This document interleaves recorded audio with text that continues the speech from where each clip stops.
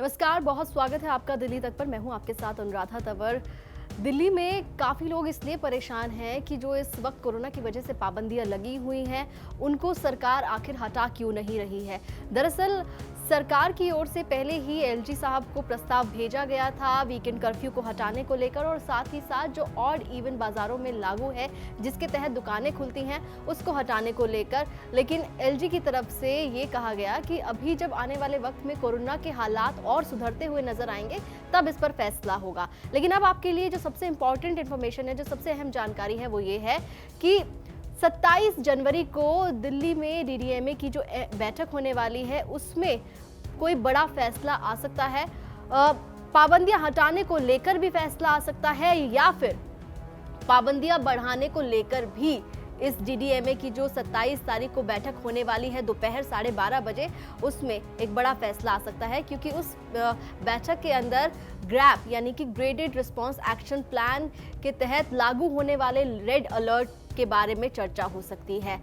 क्या क्या अगर रेड अलर्ट लगता है तो फिर बंद हो जाएगा, ये भी आपको जानकारी देंगे। लेकिन क्यों ऐसा लग रहा है कि जो अब डीडीएमए की बैठक होगी गुरुवार को, उसमें पाबंदियां हटाई जा सकती हैं, वो इस वजह से ऐसा लग रहा है क्योंकि दिल्ली के अंदर लगातार पॉजिटिविटी दर जो है वो कम हो रही है। पहले आपको दिखाते हैं कि दिल्ली के अंदर अगर हम बीते 4-5 दिन की बात करें तो किस तरह से कोरोना के मामलों में कमी आई है और पॉजिटिविटी दर में कटौती देखी गई है। तो 20 तारीख को दिल्ली के अंदर 12,306 मामले आए थे और पॉजिटिविटी दर थी 21.48%।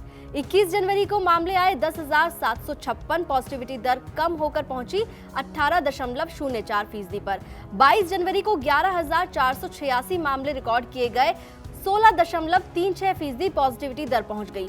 23 जनवरी की बात करें तो 9,197 नए मामले कोरोना के दिल्ली के अंदर रिकॉर्ड हुए थे, 13.32% पॉजिटिविटी दर रही थी। और 24 जनवरी को दिल्ली के अंदर जो नए मामले सामने आए वो थे 5,760 और पॉजिटिविटी दर घटकर पहुंच गई 11.79% पर। तो जिस तरह से पॉजिटिविटी दर में कटौती हो रही है और लगातार घटते हुए नजर आ रही है, उसके बाद उम्मीद जो है वो दिल्ली में जो व्यापारी हैं वो यही कर रहे हैं कि आने वाले दिनों में जो डीडीएमए की बैठक होगी उसमें यही फैसला होगा कि ऑड इवन हटा लिया गया है, जो बाजारों में लागू किया गया है, और वीकेंड कर्फ्यू हटा लिया गया है। क्योंकि पिछले काफी दिनों से जो व्यापारी संघ है वो काफी परेशान है और लगातार पहले सरकार के खिलाफ प्रोटेस्ट कर रहे थे और उसके बाद उन्होंने एलजी अनिल बैजल को भी ज्ञापन सौंपा है और इस पर सियासत भी जमकर हो रही है।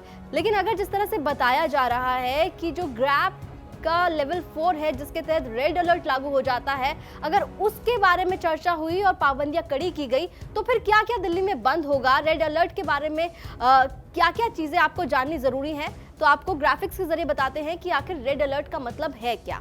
तो रेड अलर्ट अगर लग जाता है तो फिर स्कूल, कॉलेज एवं शिक्षण संस्थान बंद रहेंगे, दिल्ली मेट्रो बंद हो जाएगी, इंटर स्टेट बस सर्विस 50% क्षमता के साथ जारी रहेगी, शादियों में 15 लोगों की अनुमति होगी जो सिर्फ घर या कोर्ट में ही की जा सकेगी, अंतिम संस्कार में शामिल होने के लिए भी 15 लोगों को ही अनुमति होगी, निर्माण कार्य की अनुमति सिर्फ उन्हें मिलेगी जहां मजदूर साइट पर ही रह रहे हों, जरूरी सेवा से जुड़े मैन्युफैक्चरिंग यूनिट इंडस्ट्री खुली रहेंगी, जरूरी सेवाओं से संबंधित दुकानें खुली रहेंगी, गैर जरूरी सेवाओं से जुड़ी दुकानें बंद रहेंगी, मॉल्स भी पूरी तरह से बंद रहेंगे, वीकली बाजार पूरी तरह से बंद रहेंगे, ई कॉमर्स के साथ होने वाली डिलीवरी सिर्फ जरूरी सेवाओं की ही होगी, रेस्टोरेंट और बार पूरी तरह से बंद रहेंगे, हालांकि टेक अवे और डिलीवरी की सुविधा मिलेगी, होटल और लॉज खुले रहेंगे, बैंकेट हॉल और कॉन्फ्रेंस रूम पूरी तरह से बंद रहेंगे, सिनेमा हॉल और मल्टीप्लेक्स बंद रहेंगे, सलून और ब्यूटी पार्लर भी बंद रहेंगे, जिम और योगा सेंटर भी बंद रहेंगे। इसके अलावा एंटरटेनमेंट और वाटर पार्क पर भी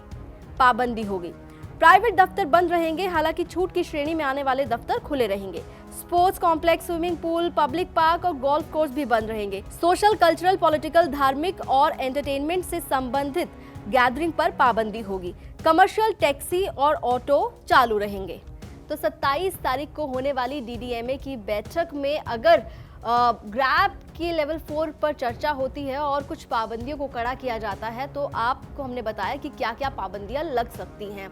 आपको बता दें कि जो ये डीडीएमए की बैठक होती है वो एलजी अनिल बैजल की अध्यक्षता में होती है। इसमें दिल्ली के मुख्यमंत्री अरविंद केजरीवाल भी शामिल होते हैं, उनके कई मंत्री इस मीटिंग में शामिल होते हैं। इसके अलावा कई आला अधिकारी भी इस बैठक में शामिल होते हैं और उसके बाद तमाम पहलुओं पर विचार किया जाता है, जिसके बाद फैसला लिया जाता है। हमारे संवाददाता पंकज जैन बता रहे हैं कि किस तरह से अभी दिल्ली के अंदर येलो अलर्ट लागू है और आने वाले दिनों में जब डीडीएमए की बैठक होगी उस वक्त क्या फैसला डीडीएमए की बैठक में लिया जा सकता है। दिल्ली में इस वक्त येलो अलर्ट लागू है और येलो अलर्ट के भीतर आने वाली पाबंदियों को ही अंजाम दिया गया है। इसके अलावा वीकेंड कर्फ्यू को भी दिल्ली में लागू किया गया था। अब जिस ग्रेडेड रिस्पांस एक्शन प्लान की बात हो रही है उसमें एक पैमाना ये भी है कि अस्पतालों में कितने मरीज भर्ती हो रहे हैं। हालांकि संक्रमण दर 13% से ज्यादा दर्ज हुई है, लेकिन देखना यह भी होगा कि क्या इस चर्चा के दौरान अस्पतालों में भर्ती होने वाले मरीजों को भी आधार बनाया जाएगा या फिर सिर्फ संक्रमण दर पर ही नजर बनी रहेगी। कैमरामैन अनूप के साथ दिल्ली तक के लिए।